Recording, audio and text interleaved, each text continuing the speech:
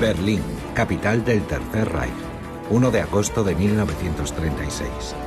En este monumental estadio tiene lugar la mayor operación de propaganda nazi de la historia.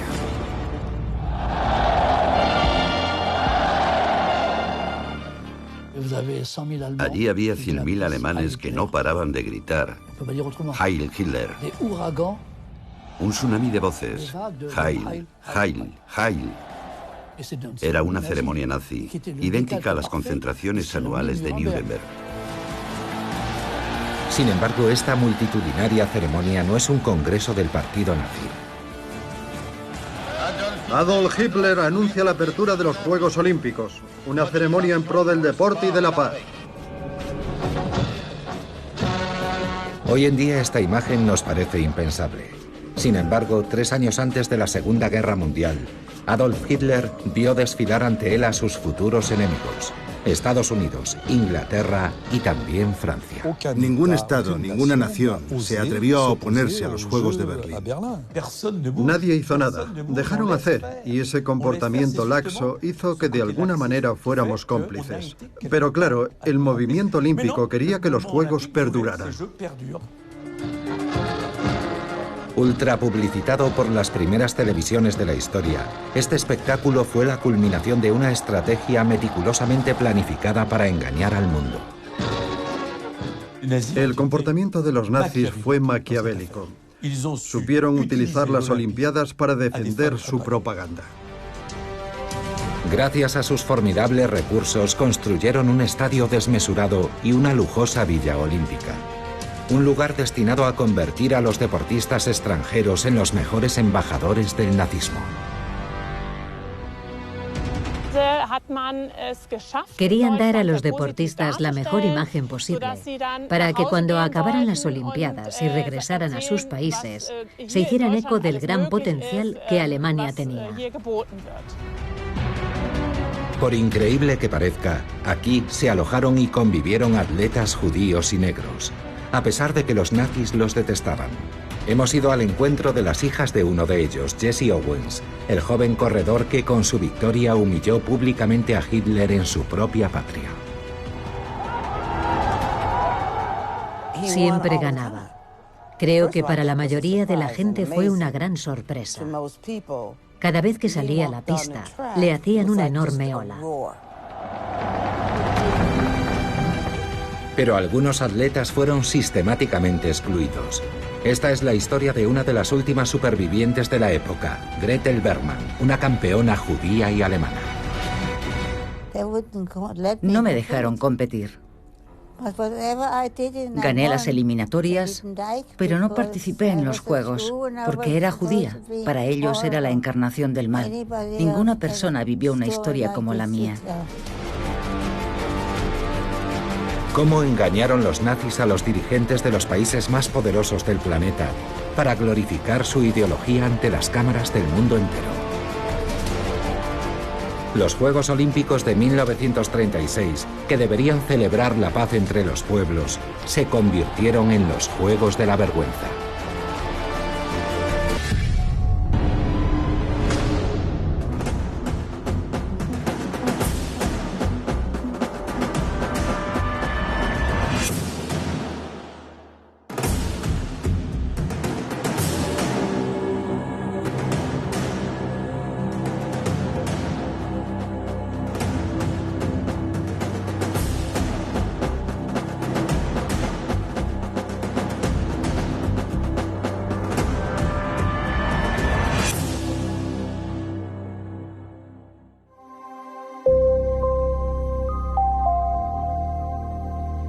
En 1931, cuando Alemania presentó su candidatura para acoger los Juegos Olímpicos, los nazis todavía no estaban en el poder. Pero en el país, en crisis desde la Primera Guerra Mundial, se había desarrollado el germen del extremismo xenófobo. Humillado por el Tratado de Versalles impuesto por los aliados y posteriormente vapuleado por el crack de la bolsa del 29, el país estaba al borde de la asfixia.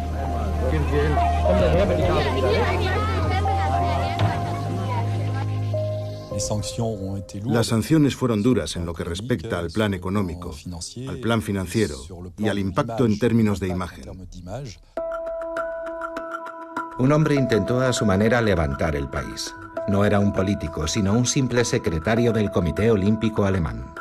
Karl Diem presiente que con el desarrollo de los medios de comunicación, el deporte levantará pasiones en el mundo entero. Así que hace lo posible por convencer a Henri de Vallée-Latour, presidente del Comité Olímpico Internacional, para que se conceda a Alemania los Juegos Olímpicos de 1936. Henri de Vallée-Latour era un conde belga que sucedió al fundador, Pierre de Coubertin. Era un aristócrata de una rica familia de Bélgica. No necesitaba trabajar y vivía de las rentas. Estaba casado con una alemana, así que tenía un vínculo especial con Alemania. En contra de la candidatura de Barcelona, Vallée-Latour decide apoyar a Berlín, una elección muy simbólica. Así intenta reparar las humillaciones de la posguerra. Él pretendía contribuir a la paz mundial. Ese era el discurso del COI. Un discurso según el cual el deporte favorece la paz mundial, representa la fraternidad, al menos entre las élites que se congregan en el estadio, y es un modelo para los pueblos. Pero los planes de Karl Diem fracasan.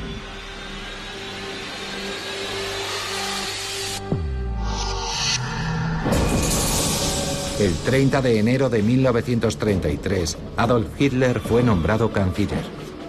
Rápidamente se otorga a sí mismo plenos poderes y suprime las libertades individuales.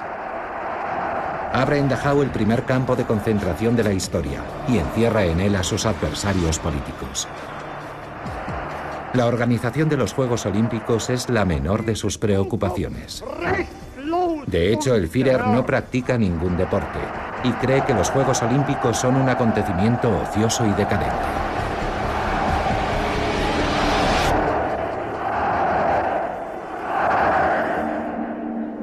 Karl Diem quiere a toda costa que se celebren sus Juegos, incluso aunque tenga que enfrentarse a Hitler. Sorprendentemente le apoya a su jefe, Theodor Leval, el presidente del Comité Olímpico Alemán, un judío convertido al protestantismo.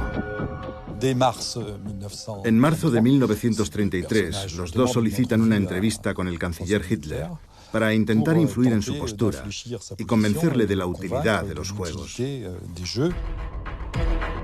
La entrevista se celebra en la Cancillería del Reich. Leval y Diem plantan cara a Adolf Hitler.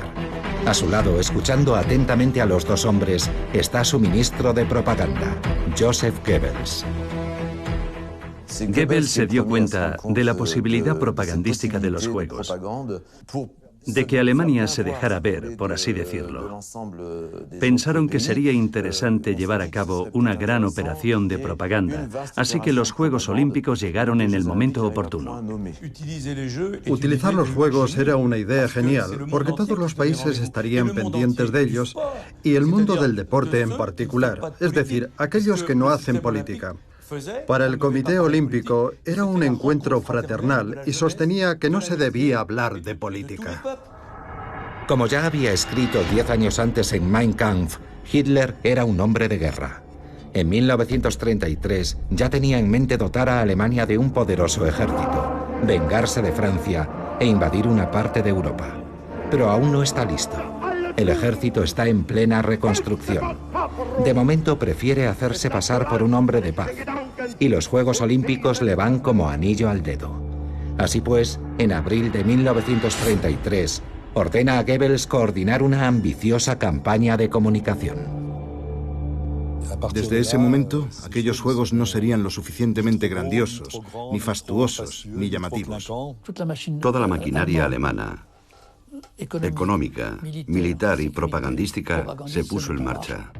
Inmediatamente se destinan 6 millones de marcos alemanes, el equivalente a 54 millones de euros actuales, para la organización de los Juegos. En diciembre de 1933, el Führer ordena la construcción de un estadio monumental, que debe ser el más grande del mundo. La propaganda empieza a funcionar y las obras llaman la atención de las televisiones extranjeras. Berlín. El gobierno nacional socialista ha querido superar cualquier construcción realizada hasta la fecha para celebrar los Juegos Olímpicos. Más de 100.000 personas podrán ocupar el gran estadio que está a punto de concluirse.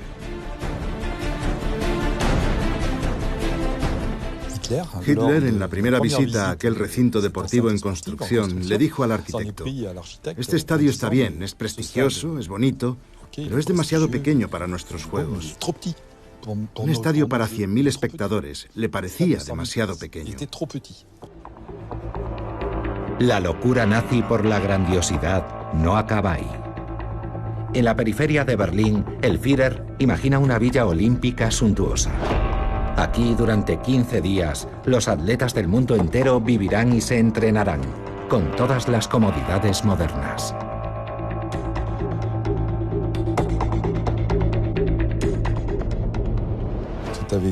Todo se había estudiado minuciosamente. Habitaciones, 40 restaurantes, salas de conciertos, salas de televisión, porque se iba a retransmitir un cierto número de pruebas en directo. Una sauna finlandesa. Aquel sitio era verdaderamente como un oasis paradisíaco.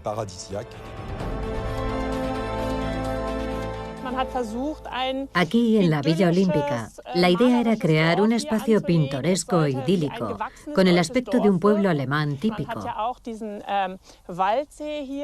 Se construyó un lago artificial en el bosque.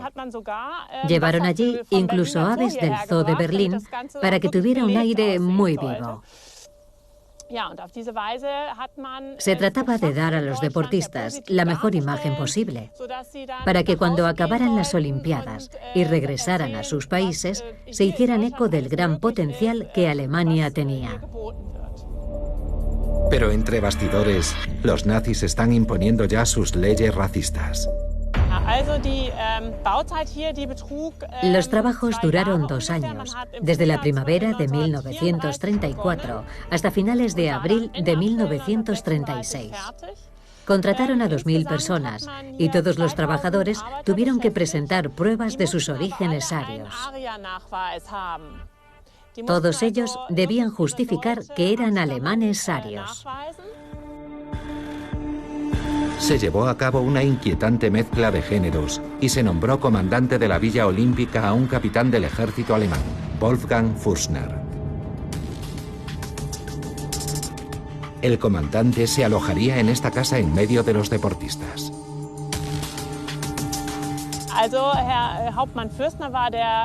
La persona responsable de la Villa Olímpica era el comandante Fürstner. Se trataba de un oficial de confianza de la Wehrmacht desde hacía muchos años. Le interesaba mucho el deporte y además era deportista. Él estaba muy orgulloso de ocupar ese puesto. La villa fue financiada por el Ministerio de la Guerra, ya que las instalaciones se convertirían en un campo militar después de los Juegos Olímpicos. El capitán Fürstner mandó decorar los salones con imágenes de guerra. En el resto de Alemania, los nazis endurecen su régimen.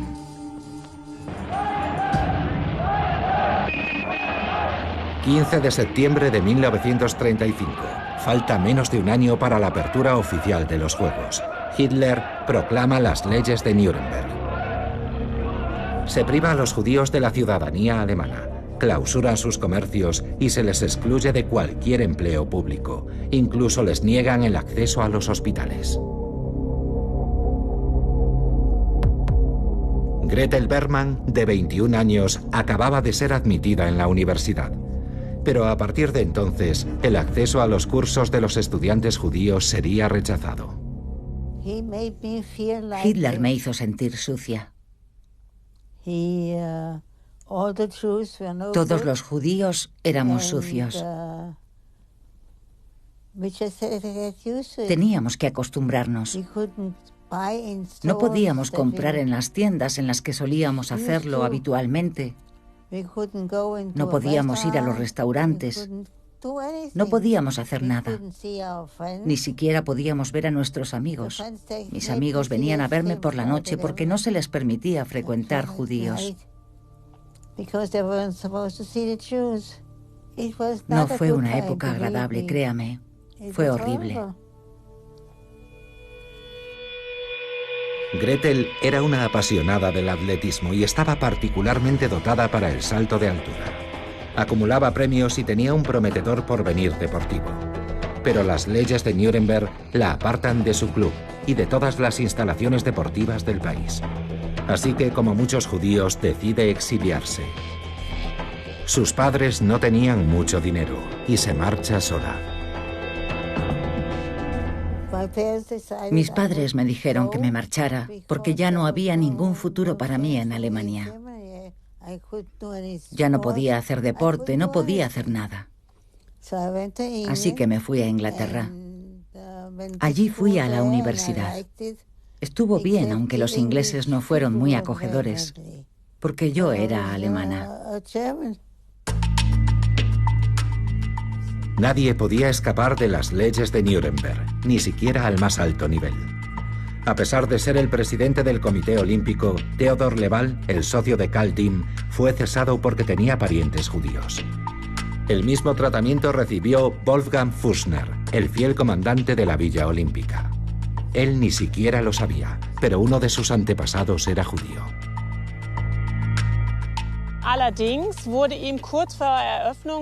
Poco antes de que acabaran los trabajos de construcción, Wolfgang Fürstner fue degradado a un puesto inferior y sustituido por un teniente coronel del ejército. El objetivo era expulsarlo antes de que llegara Adolf Hitler el 17 de junio para la inauguración oficial. El comandante no pudo soportar semejante deshonor. 2 días después de la conclusión de los Juegos, cuando se marcharon los atletas, se disparó un tiro en la cabeza cerca de este lago, en pleno centro de la Villa Olímpica. A pesar de que Alemania está sumida en el terror, el presidente del COI, Henri de Vallée-Latour, no reacciona. El Comité Olímpico Internacional dice, no, nosotros no hacemos política. Nosotros tenemos las manos limpias. Somos apolíticos. No le busquen 3 pies al gato. La situación de los judíos, de los derechos humanos y de la democracia en Alemania no es nuestro problema. Estamos por encima de eso. Berlín prometía unos juegos grandiosos. Y sin duda, eso era lo que más deseaba el COI. Y por otro lado, ni Vallée-Latour, ni la gran mayoría de los miembros del COI eran demasiado hostiles al régimen nazi. Nadie hizo nada, dejaron hacer, y precisamente ese comportamiento laxo hizo que de alguna manera fuéramos cómplices. El propio movimiento olímpico debería haberse sentido ultrajado. No obstante, llegan las primeras protestas desde el otro lado del Atlántico. Decenas de dirigentes deportivos y políticos estadounidenses envían cartas al COI reclamando un boicot.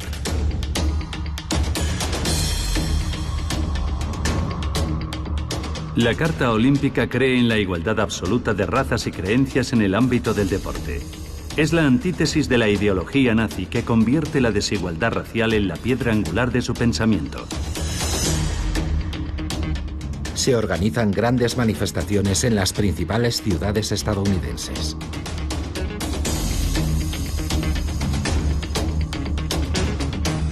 En Nueva York, el Madison Square Garden acoge a miles de opositores a los Juegos de Hitler.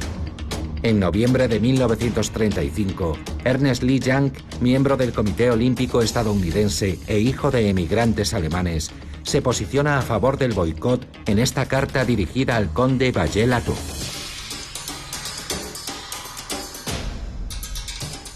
Ni Estados Unidos ni ningún país deben participar en los Juegos de la Alemania nazi, sin saber que al hacerlo suscribirán su ideología y su sórdida utilización de los Juegos. De inmediato, Vallée-Latour lo sanciona y le reprocha que se ocupe de cuestiones políticas. Ernest Lee Young fue excluido del movimiento olímpico, algo muy poco frecuente.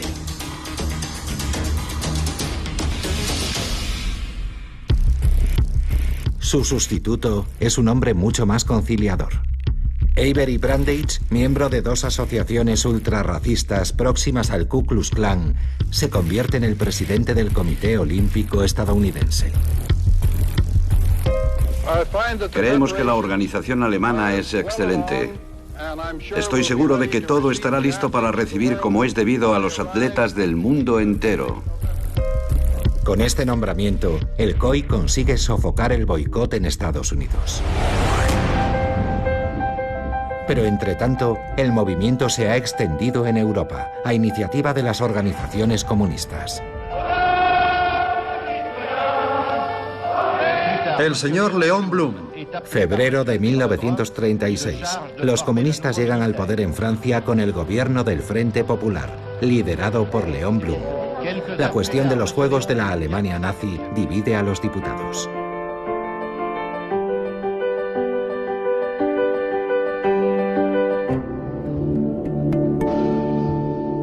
Noël van der Noot sigue atentamente todos los debates. Tiene 12 años y dentro de 6 meses participará en los Juegos para ayudar a sus tíos en la prueba de remo. En aquel momento había debates encarnizados para saber si íbamos a votar o no que el equipo de Francia acudiese a Berlín. Seguíamos entrenando, pero no estábamos seguros de si íbamos a ir. Aún no se había tomado una decisión. La amenaza de boicot aumenta justo cuando Alemania termina sus titánicas obras. Los nazis corren el riesgo de que su ambiciosa operación de propaganda, que llevan 3 años preparando, se vaya al traste. El mayor temor del aparato nazi que se apropió de los Juegos Olímpicos era que les quitaran la organización de los Juegos. En un momento dado, el COI tenía motivos más que de sobra para decir: vamos a retirarles la organización de los Juegos y vamos a dársela a otra capital. Tenían miedo de que eso sucediera y perder los Juegos. Necesitan dar una imagen de respetabilidad. Los nazis recurren a todo un símbolo, al padre de los Juegos Olímpicos, Pierre de Coubertin, fundador del COI, que había organizado las primeras Olimpiadas modernas en Atenas 40 años antes. En 1936, Pierre de Coubertin tiene 73 años y vive recluido en Lausana. De alguna manera, el final de su vida fue bastante triste, porque además de padecer problemas financieros, tenía 2 hijos discapacitados y debía asegurar su futuro para cuando él muriera. Y no solo eso, todo el mundo le había olvidado. Nadie le hacía ningún caso. Nadie excepto Karl Diem, que poco a poco se fue convirtiendo en partidario de Hitler. Diem viajó a Lausana en varias ocasiones para reunirse con Pierre de Coubertin. Karl Diem inició una operación para seducirle. La idea era conmemorar de alguna manera la obra de Coubertin. Le propuso reeditar sus obras en Alemania y rendir homenaje a su pensamiento en la revista olímpica. Además, pensaba erigir bustos en su honor. Por otro lado, Hitler concedió a Karl Diem un cheque regalo de unos 10.000 marcos alemanes para que Coubertin pudiera cubrir las necesidades de su familia. Seducido por esta iniciativa, Coubertin legitima los Juegos de Berlín y graba un mensaje de apoyo que Karl Diem difunde en emisoras de radio de todo el mundo.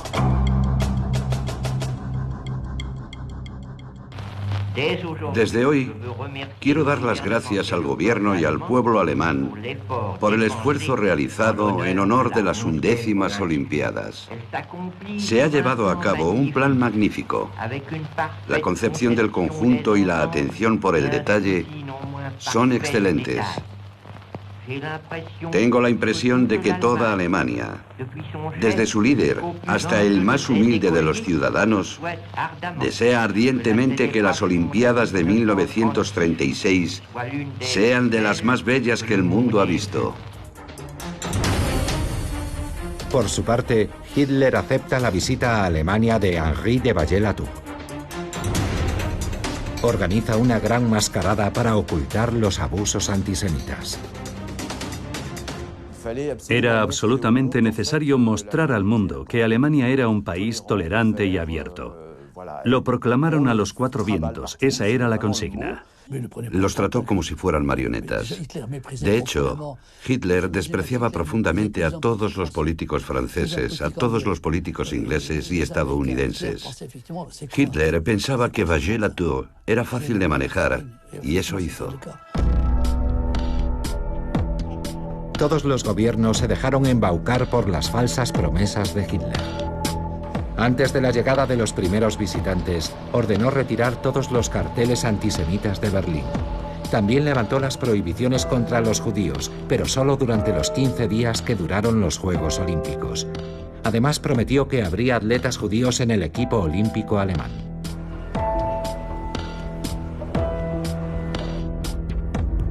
Gretel Bergmann, la joven campeona exiliada en Inglaterra, fue convocada a la fuerza. Los nazis le dijeron a mi familia que debía volver a Berlín y competir para ellos en las Olimpiadas. Me pidieron que volviera a Alemania. Yo me negué a volver, pero amenazaron a mi familia, así que no me quedó más remedio que regresar. Los nazis utilizaron a Gretel Bergmann como coartada de cara al resto del mundo y la obligaron a participar en las pruebas eliminatorias mientras la tenían constantemente vigilada. Me sentía siempre en peligro. No podía expresarme libremente. Era espantoso. Si hubiese hecho la más mínima crítica a los nazis, me habrían matado.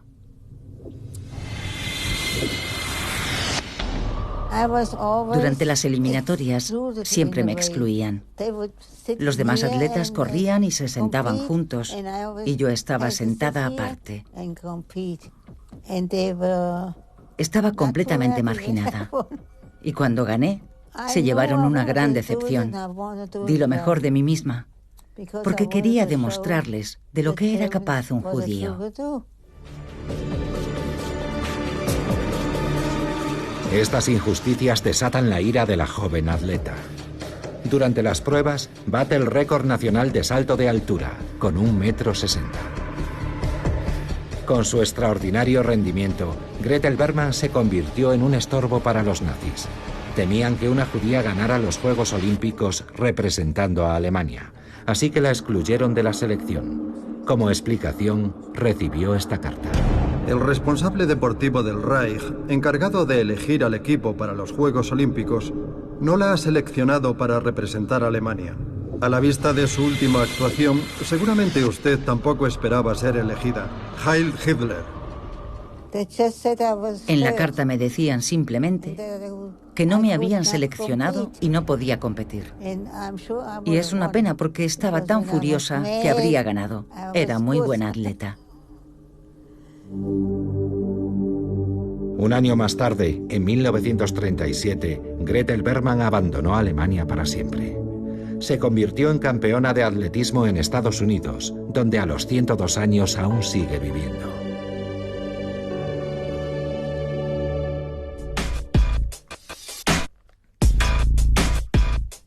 Las maniobras nazis, por burdas que fueran, bastaron para engatusar a todo el mundo.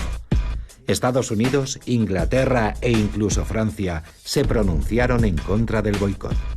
Por tanto, en el verano de 1936, la gran mascarada nazi podía comenzar.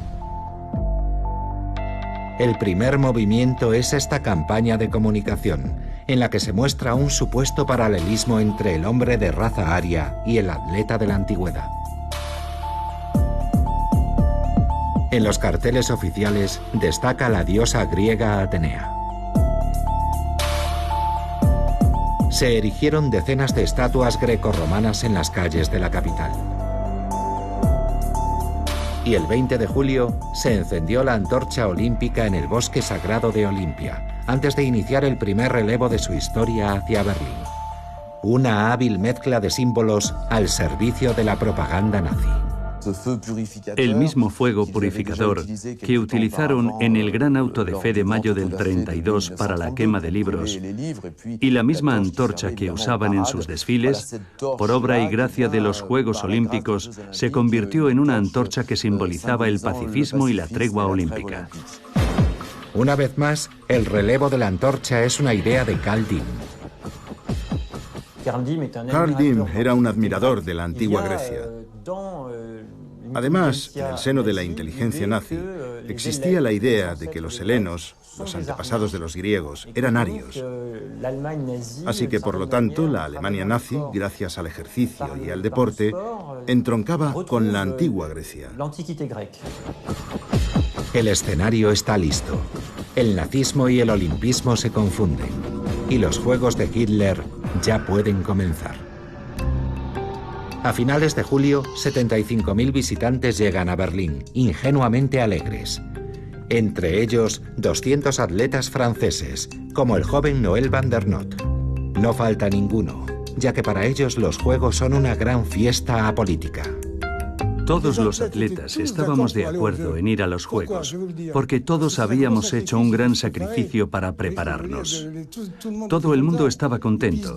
Además, era una oportunidad de salir de nuestro país. Entonces, muy pocos franceses viajaban.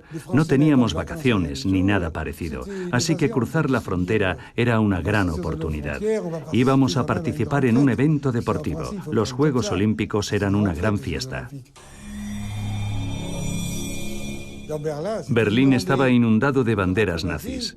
Y las pocas banderas que había con los anillos olímpicos apenas destacaban. Eran como un simple relleno. En todas las ventanas ondeaba la cruz gamada negra, y las banderas olímpicas apenas se veían. El 1 de agosto, la inauguración de los Juegos Olímpicos se convierte en un gran festejo nazi.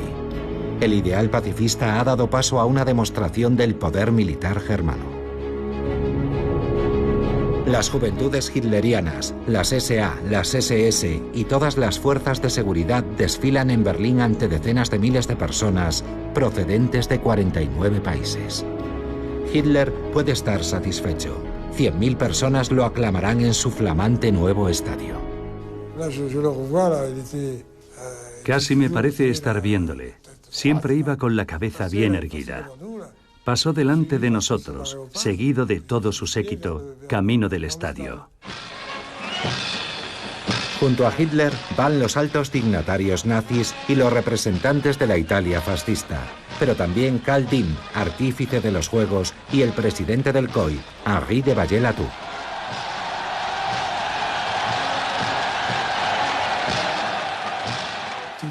Todo el mundo estaba allí gritando Heil Hitler sin cesar. El Führer enardecía a las masas. Era algo inaudito.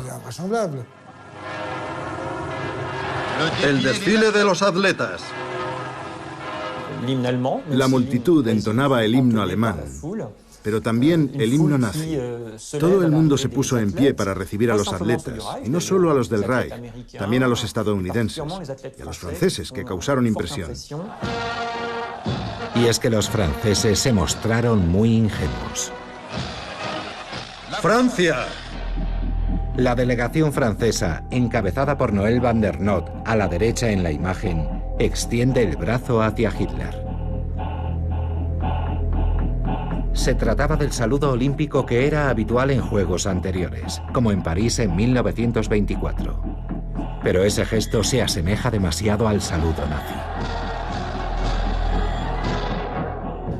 El saludo de los franceses fue inmediatamente respondido. De repente la multitud se puso en pie, casi como un resorte, para responder a los franceses con el saludo nazi. Nosotros no pensamos que pudieran encontrar un paralelismo entre ambos gestos. El público, los nazis y el mundo entero lo interpretaron como un signo de lealtad al Führer. Por pura ingenuidad, el enemigo histórico de Alemania se muestra sumiso ante Hitler. Solo los atletas de países amigos del Reich, como Italia y Austria, saludaron también de esa manera.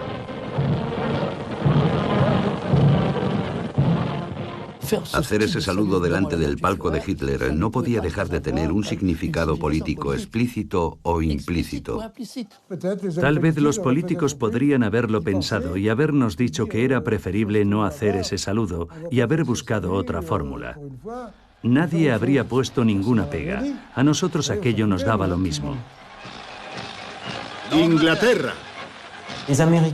Los estadounidenses y los británicos no hicieron el saludo olímpico porque sus diplomáticos les habían advertido del impacto que ese saludo tendría en la multitud nazi y la utilización de aquel gesto por parte del régimen.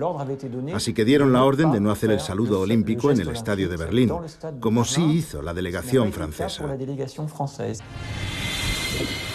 La ceremonia, para mayor gloria de los nazis, terminó con la llegada de la llama olímpica, que portaba un atleta ario perfecto. Sueltan una bandada de palomas para anunciar al mundo la apertura de los Juegos Olímpicos. Todo era propaganda visual. La puesta en escena, la llegada de Hitler, los proyectores, la llama, pura imagen. En esta guerra de la imagen, los nazis convierten cada evento deportivo en un campo de batalla político. Todos los atletas del Reich llevan en sus camisetas la cruz gamada. Cada éxito alemán es otra oportunidad para celebrar la grandeza nazi. Se iza la bandera y suena el himno del partido, mientras los atletas tienden el brazo hacia el Führer.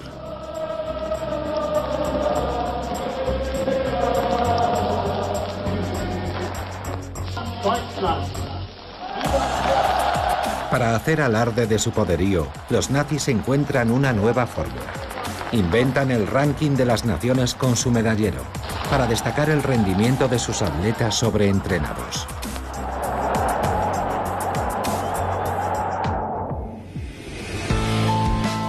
Para asegurarse de que su propaganda se difunda a gran escala, Hitler contrata a Leni Riefenstahl, que con 40 cámaras y un presupuesto récord de 1 millón de marcos alemanes, rueda Los dioses del estadio. Una película de gran formato para mayor gloria de los atletas arios.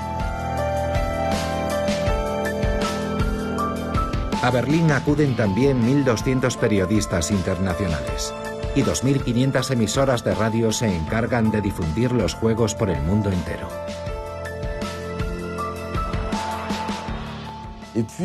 Fue la primera vez de la televisión en directo.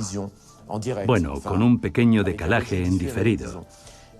Se instalaron 25 pantallas de televisión en las salas de cine de Berlín y también a la salida del estadio. Una vez filmadas las imágenes, se extraían la película y la llevaban rápidamente a revelar para ir corriendo a las salas de cine a mostrar las imágenes. Digamos que era el directo de la época. Pero la propaganda más importante, la más sutil, está fuera del estadio. Joseph Goebbels muestra su cara más dulce a periodistas y personalidades. El ministro de propaganda organiza suntuosas fiestas. La más grandiosa, una recepción bautizada como Noche Italiana en la isla del Pavo Real, un oasis romántico en pleno corazón de Berlín.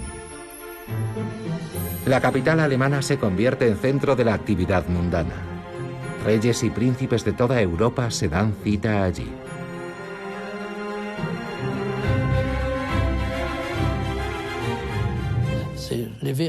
Reúnen a todos los personajes VIP y les ofrecen bocados exquisitos. Era una forma de mejorar la estancia de todas esas personas que crean opinión. Durante una gran cena de gala en la Ópera de Berlín, a la que invitan a 1.200 periodistas, Goebbels revela sus verdaderas intenciones. Alemania solo alberga intenciones pacíficas. Hablen de sus impresiones sobre el nacionalsocialismo sin prejuicios, con verdadero espíritu olímpico. Joseph Goebbels, discurso en la Ópera de Berlín. Distraen a la gente. Esa idea de entretenimiento era completamente moderna. Distracción, entretenimiento, un buen baile, un buen banquete. La idea de Goebbels de utilizar a los visitantes con fines propagandísticos fue espléndidamente escenificada en Alemania. Los propios periodistas deportivos no supieron ver el mensaje subliminal.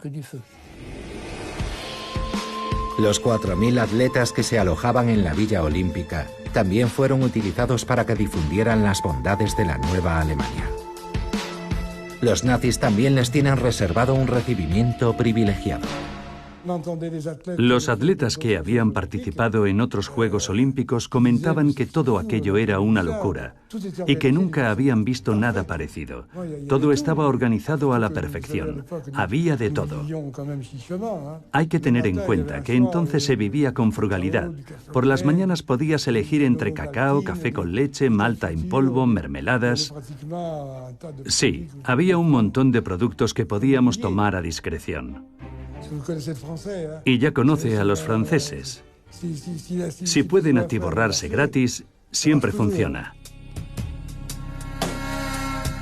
Los atletas están tan deslumbrados que llaman a la Villa Olímpica el paraíso en la tierra. Uno de ellos, Jesse Owens, un joven negro estadounidense de 22 años, nieto de un esclavo, está aún más sorprendido. Él, que vive en un país segregacionista, no da crédito cuando recibe el mismo trato que los blancos. Cuando llegaron, preguntaron dónde estaban sus habitaciones, porque pensaban que les alojarían en un lugar diferente al de los atletas blancos. Y cuando se dieron cuenta de que todos eran iguales, fue algo extraordinario. Porque en Estados Unidos no era así. Allí comían todos juntos. No estaban los blancos a un lado y los negros a otro. En Berlín formaban un solo equipo, el equipo olímpico de Estados Unidos. Detrás de este recibimiento, meticulosamente calculado, el régimen de Hitler sigue siendo ultrarracista y considera a los negros seres infrahumanos. Sin embargo, Owens fue capaz de frenar a su gran máquina propagandística. 3 de agosto de 1936. El estadio entero está pendiente de la línea de salida de los 100 metros lisos, la prueba reina. Owens, estadounidense.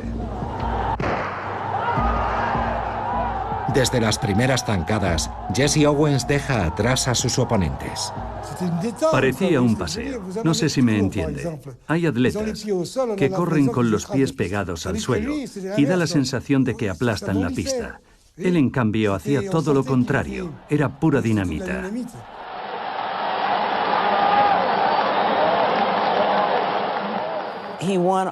Siempre ganaba. Creo que para la mayoría de la gente fue una gran sorpresa. Cada vez que salía a la pista, le hacían una enorme ola. Fue algo inolvidable ver el entusiasmo reflejado en su rostro. Todavía hoy me veo a mí mismo aplaudiendo al borde de la pista y el público gritando «Owens, Owens, Owens», mientras él daba la vuelta al estadio. Todo el mundo aplaudía. Jesse Owens, Jesse Owens. Fue algo sublime. En solo 10 segundos y 3 centésimas, los nazis ven cómo los juegos se les escapan. Y aquello no ha terminado. Con su sonrisa carismática, Jesse Owens vuelve al día siguiente para dar la estocada final. Va a desafiar al saltador alemán, Luz Long, que ostenta el récord de Europa de salto de longitud.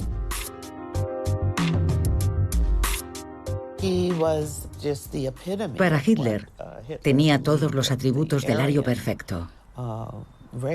Era rubio, de piel blanca, alto, atlético, y procedía de una familia muy rica. Pero por encima de todo eso, era un hombre de bien. Todo separa a estos dos hombres, y sin embargo surge entre ellos una gran complicidad, en medio del estadio y ante los ojos de Hitler. Mi padre se había caído varias veces durante los ensayos, y Luz Long le dio algunos consejos para no caerse. Puso una toalla justo antes de la línea de batida y le dijo: «Apóyate en ella y no volverás a caerte». Gracias a ese consejo, Jesse Owens realiza una proeza increíble. Con un salto de 7 metros y 94 centímetros, bate el récord del mundo. Luz fue el primero en felicitarle. Y lo celebraron juntos. Luz Long y aquel extraordinario atleta estadounidense, aquel hombre negro, Jesse Owens. Se les veía a ambos henchidos de orgullo. Para mí aquel fue un espectáculo grandioso. Día tras día, Jesse Owens deja su impronta en las Olimpiadas nazis. Al día siguiente gana también los 200 metros. Y más tarde, el relevo 4 por 100. La verdad es que había un gran contraste entre aquella enfervorizada multitud y la frialdad de los dignatarios del partido nazi que estaban en la tribuna. Todos los espectadores estaban entusiasmados, pero ellos mostraban una actitud negativa. Se juntaron en un rincón y no parecían muy contentos. Las victorias de Jesse Owens ponían de manifiesto el fracaso de todas las teorías raciales proclamadas por el Tercer Reich y además en directo, ante los ojos del mundo entero.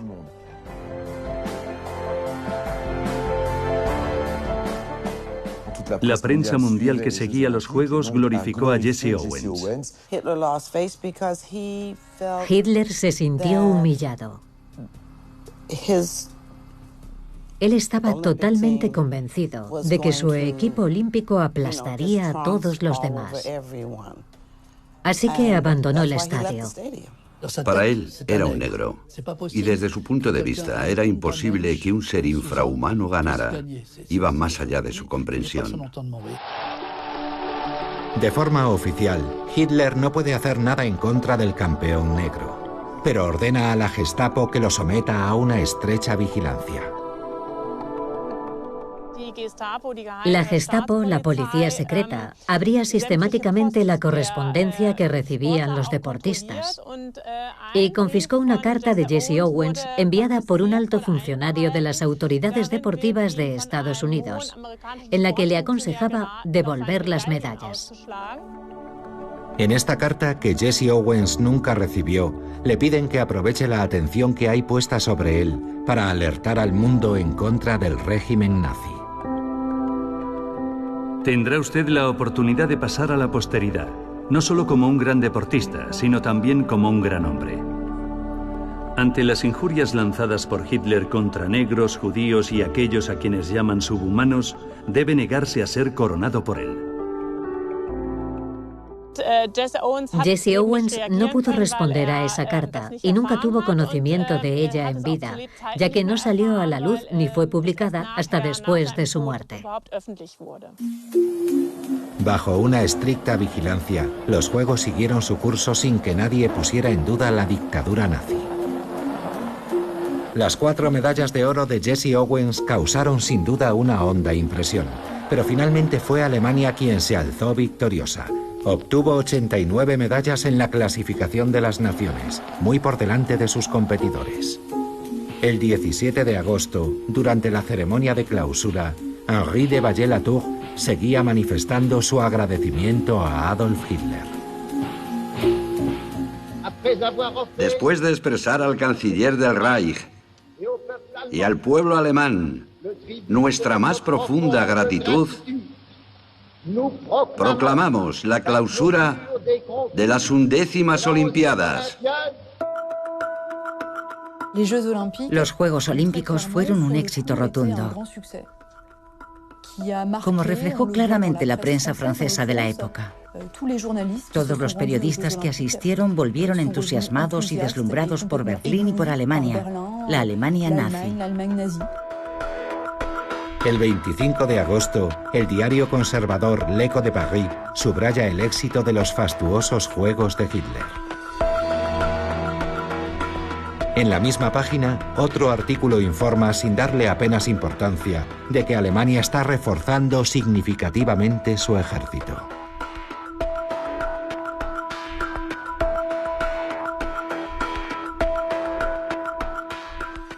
Se las arregló para anestesiar a la opinión pública internacional y a la opinión pública alemana, y consiguió alinear a todo su pueblo bajo su nombre, sin aspavientos, sin ruidos, un éxito rotundo. Los Juegos de 1936 fueron como un espectáculo de prestidigitación.